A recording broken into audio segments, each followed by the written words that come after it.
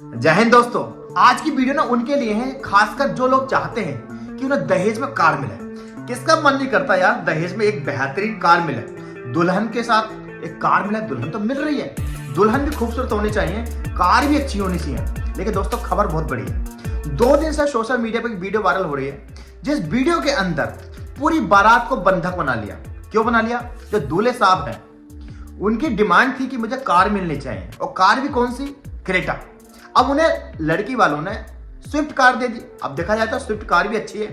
दूसरी बात, भाई दहेज में जो मिला है उसे एक्सेप्ट कर लो। नहीं भाई, दूल्हा तो दूल्हा है भाई। दूल्हा तो एक दिन के लिए राजा होता है ना।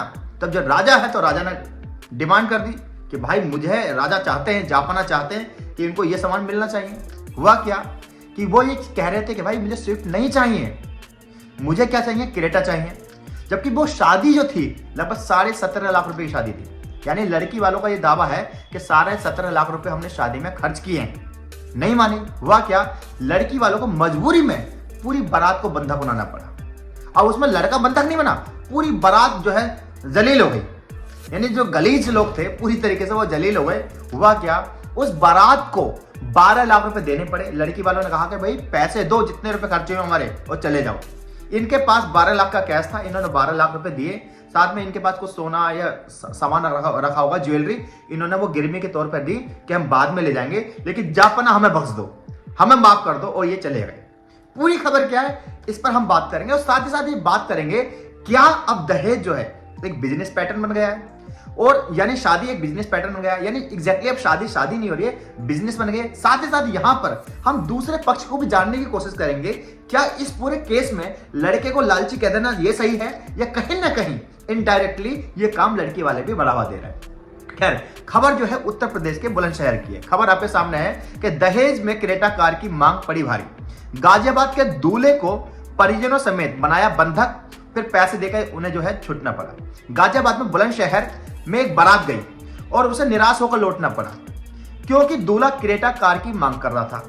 हालांकि दुल्हन के परिजन अपनी बेटी की शादी में स्विफ्ट कार दे रहे थे, लेकिन दूल्हे की मांग थी भाई मैं ये कार क्यों लूंगा। हालांकि भाई मेरे पास तो टाटा नेक्सॉन है, लेकिन मेरे अपनी कमाई की है भाई। लेकिन टाटा नेक्सॉन में 12-13 लाख रुपए की आज के समय में। तो भाई ये जो लोग थे ये डिमांड कर रहे थे कि भाई क्रेटा मिलनी चाहिए। दूल्हे की मांग को लेकर गुस्साए दुल्हन पक्ष ने सबक सिखाने के लिए दूल्हे समेत उनके परिजनों को बंधक बनाया। लेकिन अचानक कोई बंधक नहीं बनाया, पहले बहुत देर तक आर्ग्यूमेंट होती रही, बहस होती रही। अब सोचिए ना लड़की वाले पर कितना प्रेशर होता है। लड़की वाला जो स्पेशली इसके पापा हैं उस समय कितने प्रेशर में रहते हैं, खाने को प्रेशर में रहते हैं, सबके पास जाते हैं कि भाई खाना ठीक तो है, चम्मच को पूछते हैं, टैंक को पूछते हैं। अब ऐसा तो नहीं है उन्होंने हाथों हाथ बंधक बना लिया होगा, और ऐसा भी नहीं है कि उन्हें मजा आ रहा होगा। यानी ये इस प्रोसेस में 1 घंटा, 2 घंटा, 3 घंटा, 4 घंटे लगे होंगे। लेकिन लास्ट में क्या ऑप्शन था? लास्ट में उन्हें बंदा बनाना पड़ा।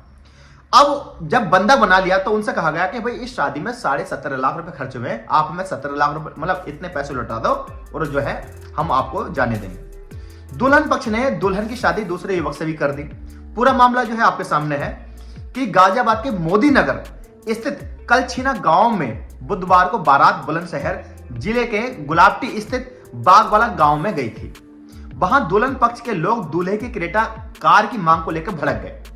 दूल्हे सहित उनके परिजनों को बंधक बना लिया गया। जब अन्य बरातियों को वापस भेजने की बात आई, कुछ को भेज दिया, लेकिन कुछ लोगों को रोक लिया। उनसे कहा गया पैसे दो, अब जब तक आप पैसे नहीं दोगे यहां से नहीं जाओगे, क्योंकि अब रिलेशन तो पूरा खत्म हो गया। लड़की वाले की जो बेइज्जती होनी थी वो हो गई। सवाल यह है दोस्तों कि जो क्रेटा कार की डिमांड कर रहे हैं, इन्हें स्विफ्ट की बात हुई थी और स्विफ्ट मिल रही थी इनको। अगर स्विफ्ट भी देखा जाए तो 6-7 लाख 8 लाख के आसपास होती है। हालांकि मुझे इसका रेट पता नहीं है। क्रेटा थोड़ा मेरे हिसाब से 12-13 लाख के आसपास होगी, या इससे ज्यादा की होगी।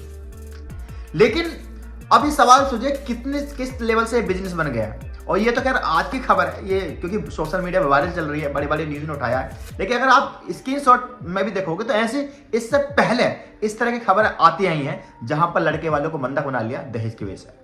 और दोस्तों ये हमें समझना चाहिए, लड़कों वालों को यह समझना चाहिए कि इस केस में अगर लीगल अगर देखा जाए ना, तो लड़की वालों के पास जो है बहुत मजबूती होती है, चाहे वो जायज तरीके से हो या नाजायज तरीके से हो। यानी लीगल केस से हमारे इंडिया का जो कानून है उसके हिसाब से लड़की वालों का पक्ष काफी मजबूत रहता है। लेकिन लड़के वाले तो ढीठ ठहरे। उन्हें चाहिए था कि भाई हमें तो ये तुम्हारे की क्रेटा चाहिए।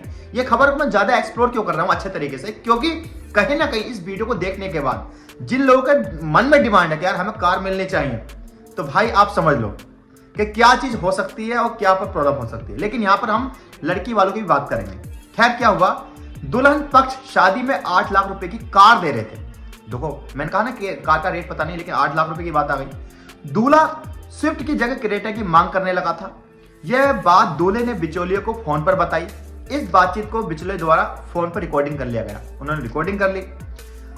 20 दिसंबर को जब बारात गाजियाबाद से गुलाबटी स्थित बाग वाला गांव गई तो वहां भी दूल्हे के द्वारा क्रेटा की मांग की गई उस दिन भी, जिसके बाद दूल्हे की फोन रिकॉर्डिंग को बिचौलियों ने लाउड स्पीकर पर सभी को सुना दिया, जिसे सुनकर वहां उपस्थित दुल्हन पक्ष के लोग गुस्सा हो गए और उन्होंने अपनी बेटी का निकाह दहेज लोभी युवक से न करने का फैसला लिया। इसके बाद बारात को वहां से भगा दिया गया, जबकि दूल्हा और उसके परिजनों को बंधक बना लिया गया। इसके बाद दुल्हन पक्ष ने शादी में खर्च हुए पैसे की डिमांड की कि पैसा दो और ले जाओ। अब यह हुआ कि बिना दुल्हन ले हुए वो लौट गए वापस। दोनों के बीच कई दौर की बातचीत चली। इस दौरान दूल्हा और उसके परिजनों ने पूरी रात सामियाने में बैठे रहे।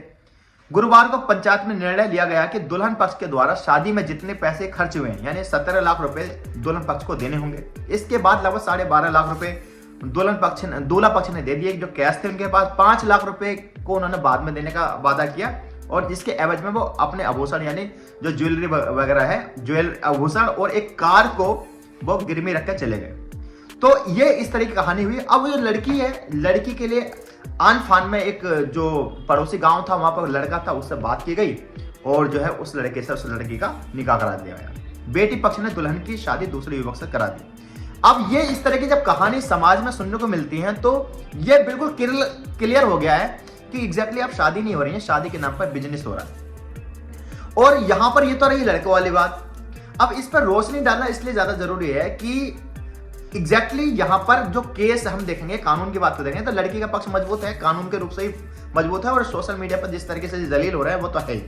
लेकिन सवाल यह है दोस्तों कि जो लड़की वाले पक्ष है क्या वो भी इनडायरेक्टली ऐसे ही लड़कों को चूज करते हैं जिनके पास अच्छी जॉब हो, अच्छी बिजनेस हो। अब आप मुझसे ये कह सकते हो यार ओब्वियसली आप भी चाहोगे तो ये चाहोगे कि आपकी बेटी जो है अच्छे घर में जाए, आपकी बहन अच्छे घर में जाए।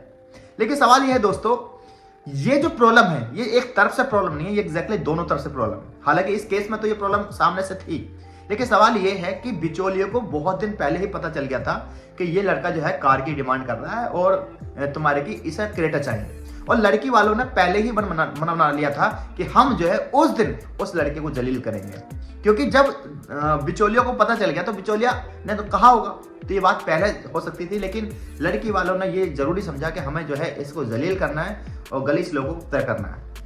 अब ये समझिए कि किस तरीके से जलील हो रहे हैं लोग, किसकी वजह से, सिर्फ दहेज की वजह से, और दहेज में कार मांगी जा रही है। इस पर आपकी क्या राय है और आप क्या समझते हैं कि क्या इसमें क्या बदलाव हो सकता है, क्या लूज पॉइंट हो सकता है, या फिर क्या वाकई में हमारा जो कानून है उस कानून के तहत क्या लड़की वालों को ज्यादा प्रिविलेज है या लड़के वालों के पास ज्यादा चांस है एक लड़की से झूठे केस से बचने के लिए। और मुझे उम्मीद है आप अपना जो है ओपिनियन जरूर रखेंगे। मुझे इंतजार है आपकी ओपिनियन का। मिलता हूं नई वीडियो के साथ, तब तक के लिए जय हिंद। साथ ही साथ हमारे एक चैनल है अरबाज ब्लॉग, जहां पे मैं ट्रैवलिंग करता हूं और पूरी दुनिया घुमाता हूं, उसे भी आप जो है सब्सक्राइब कर सकते हो। लिंक जो है मैंने डिस्क्रिप्शन में दे रखा है या फिर टाइटल में मेंशन कर दिया हुआ। जय हिंद, अपना ख्याल रखें।